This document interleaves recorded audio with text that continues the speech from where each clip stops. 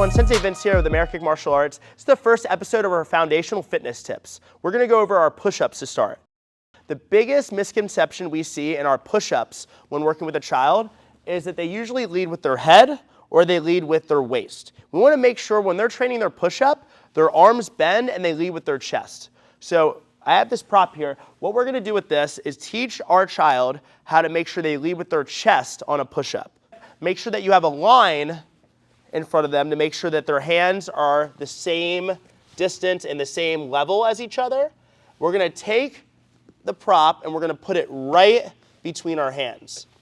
Now when we do a push-up, we want to make sure that not only our arms bend, but our chest is the thing that goes and leads. So when we go down, instead of leading with our head or leading with our waist, we want to bend our arms to the point where we squish the pad.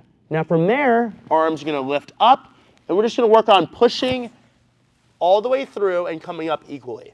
You can also do this from their knees as a level before this to make sure that they're doing the correct form. But remember, the key here is to make sure that we're bending our arms, our elbows bend, and that we're leading with our chest. So another way we can do this is going from our knees lift up like this. We lead with our chest to touch. We squish and press, and then from there, we lift and press up.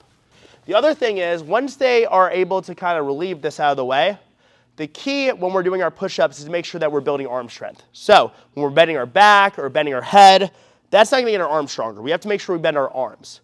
It's totally okay for your child to not go all the way down on their push-up for their first few times working on it. It's okay for them to go halfway down. But when they're leading with their head and going halfway down is when we're having the issue.